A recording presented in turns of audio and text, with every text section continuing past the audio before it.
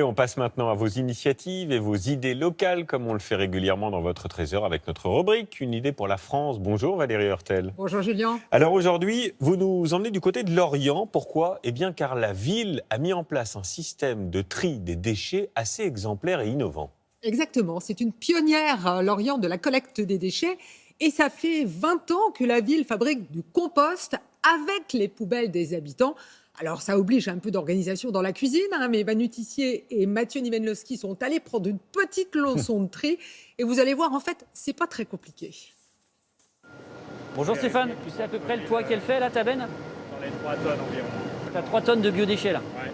Notre idée pour la France, c'est d'avoir généralisé la collecte séparée des biodéchets chez tous les habitants du territoire. Et les a dotés d'une poubelle verte qui permet de séparer cette matière organique. Elle est acheminée ici, sur cette installation de compostage. Le processus nous permet de transformer ces déchets en un compost de qualité. À quelques kilomètres du port de Lorient, c'est bientôt l'heure du goûter pour la famille Boixel. J'ai des pépins. Oui, c'est normal dans la pomme. Mélanie et Céleste ont un gâteau aux pommes sur la planche et des épluchures à jeter, mais pas n'importe comment. Ici, le tri est devenu un système et un réflexe. C'est une habitude en fait au quotidien, tout ce qui est reste alimentaire, le filtre à café, les sachets de thé, nos sopalins, les mouchoirs, on met dans le bio. Et en fait, ça désengorge nettement en fait notre poubelle d'ordures ménagères. Je peux vous montrer d'ailleurs, il n'y a plus grand chose dedans en fait, mis à part les petits plastiques, les petites choses du quotidien voilà, qui se recyclent pas. Ce petit sac biodégradable va revenir chez Mélanie, mais il aura bien changé. Et son aventure débute ici, une unité biologique de 2 hectares où va se jouer une incroyable transformation naturelle en accéléré. Sébastien Lejal sera notre guide pour ce voyage en 3 étapes, peu ragoûtant au premier abord.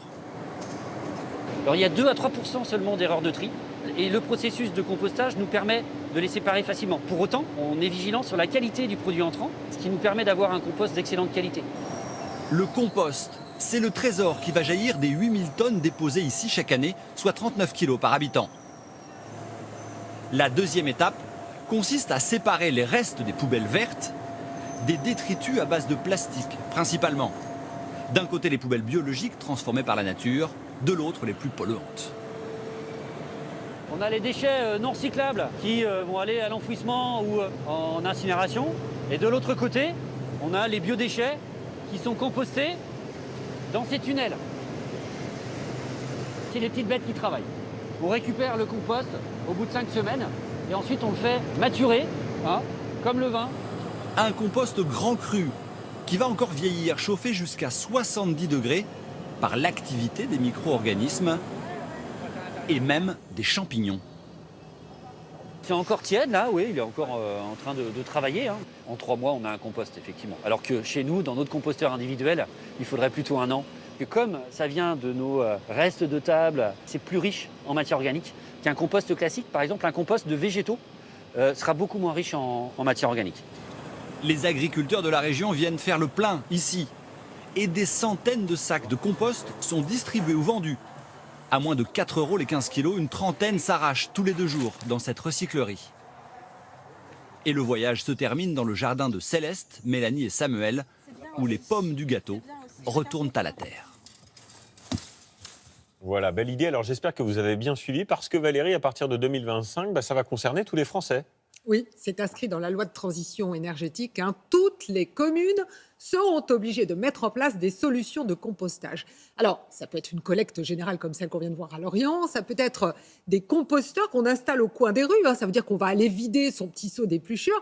Et puis, si vous avez la chance d'avoir un jardin, bien certaines villes offrent des composteurs individuels.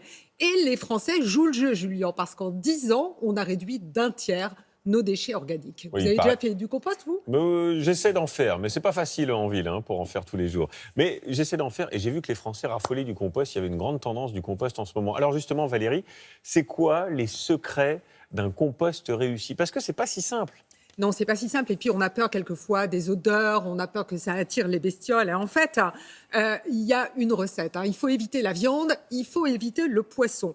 Alors, pour le reste, pas de problème. On met les épluchures, les coquilles d'œufs, les vieux sachets de Les thé. coquilles d'œufs, on peut. Les coquilles d'œufs, on a le droit. Coquilles d'œufs, Ouais. on a le droit. Les serviettes au papier, Oui. du carton aussi, tout ça, ça se composte.